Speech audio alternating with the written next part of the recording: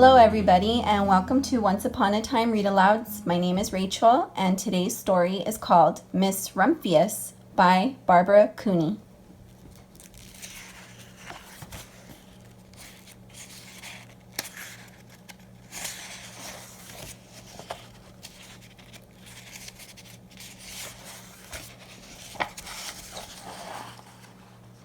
The Lupine lady lives in a small house overlooking the sea. In between the rocks around her house grow blue and purple and rose-colored flowers. The Lupine lady is little and old, but she has not always been that way. I know. She is my great aunt, and she told me so. Once upon a time, she was a little girl named Alice, who lived in a city by the sea. From the front stoop, she could see the wharves and the bristling masts of tall ships. Many years ago, her grandfather had come to America on a large sailing ship.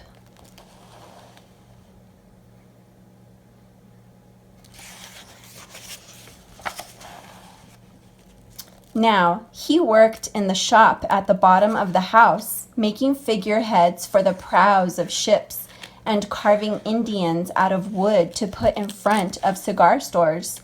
For Alice's grandfather was an artist. He painted pictures, too, of sailing ships and places across the sea. When he was very busy, Alice helped him put in the skies.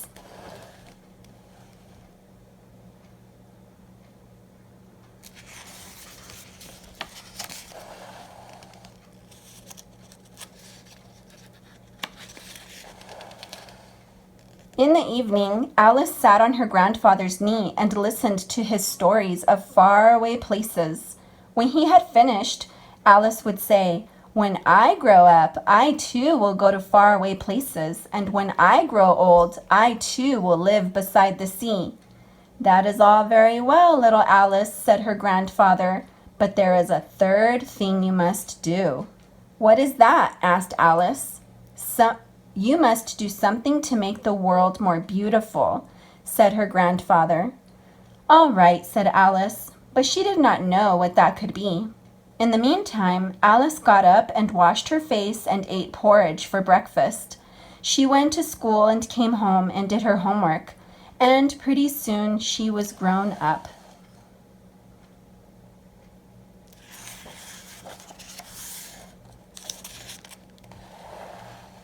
Then my great Aunt Alice set out to do the 3 things she had told her grandfather she was going to do. She left home and went to live in another city far from the sea and the salt air. There she worked in a library, dusting books and keeping them from getting mixed up, and helping people find the ones they wanted. Some of the books told her about faraway places. People called her Miss Rumphius now.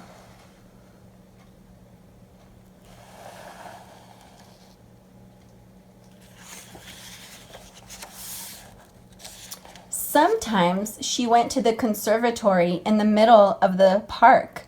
When she stepped inside on a wintry day, the warm, moist air wrapped itself around her, and the sweet smell of jasmine filled her nose. "This is almost like a tropical isle," said Miss Rumphius, "but not quite."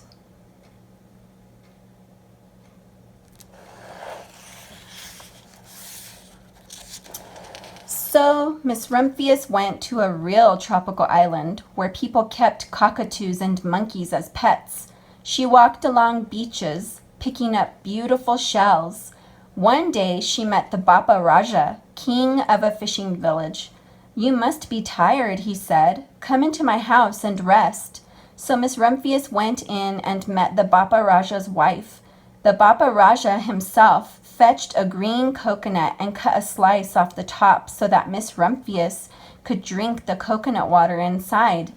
Before she left, the Bapa Raja gave her a beautiful mother-of-pearl shell on which he had painted a bird of paradise and the words, "You will always remain in my heart."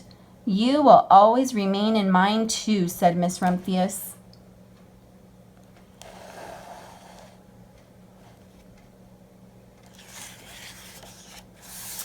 My great aunt Miss Alice Rumphius climbed tall mountains where the snow never melted. She went through jungles and across deserts. She saw lions playing and kangaroos jumping, and everywhere she made friends she would never forget.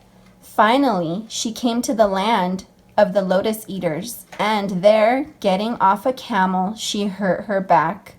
"What a foolish thing to do," said Miss Rumphius. "Well, I have certainly seen faraway places. Maybe it is time to find my place by the sea." And it was, and she did.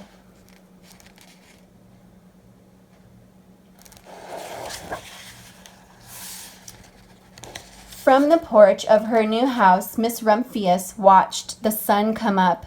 She watched it cross the heavens and sparkle on the water, and she saw it set in glory in the evening.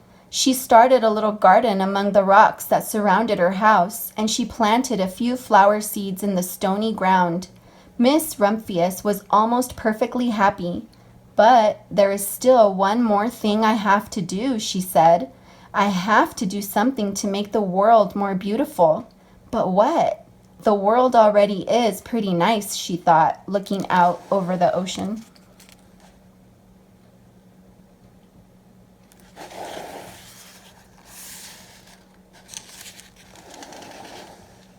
Next spring, Miss Rumphius was not very well. Her back was bothering her again, and she had to stay in bed most of the time. The flowers she had planted the summer before had come up and bloomed in spite of the stony ground. She could see them from her bedroom window, blue and purple and rose-colored. "Lupines," said Miss Rumphius with satisfaction. "I have always loved lupines the best. I wish I could plant more seeds this summer so that I could have still more flowers next year." But she was not able to.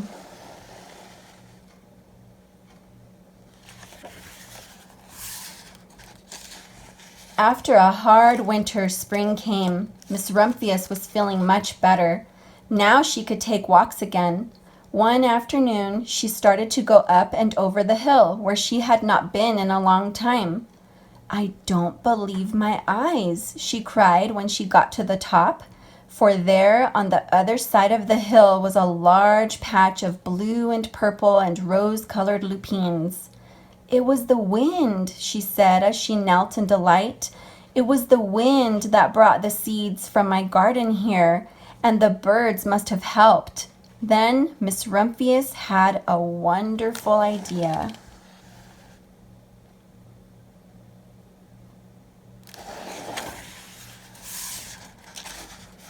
She hurried home and got out her seed catalogs. She sent off to the very best seed house for 5 bushels of lupine seed.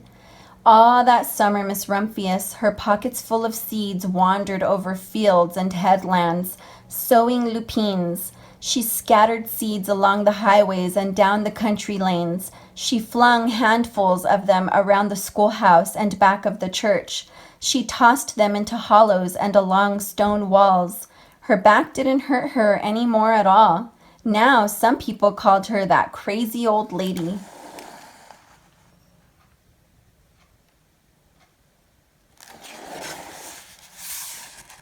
The next spring there were lupines everywhere.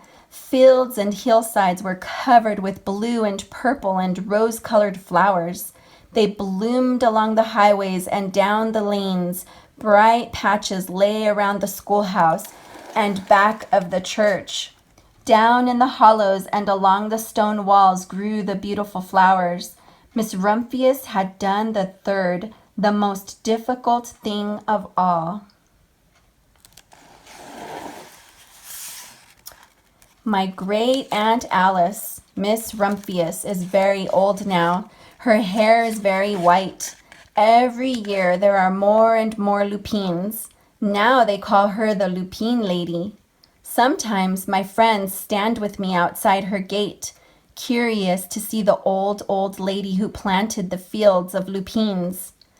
When she invites us in, they come slowly. They think she is the oldest woman in the world. Often she tells us stories of faraway places. When I grow up, I tell her, I too will go to faraway places and come home to live by the sea. That is all very well, little Alice, says my aunt, but there is a third thing you must do. What is that? I ask. You must do something to make the world more beautiful. All right, I say.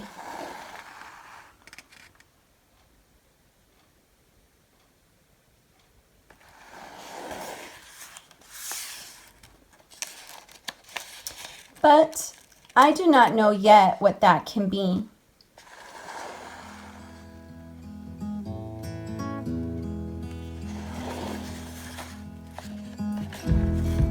The end. Thank you for joining me today at Once Upon a Time Read Alouds.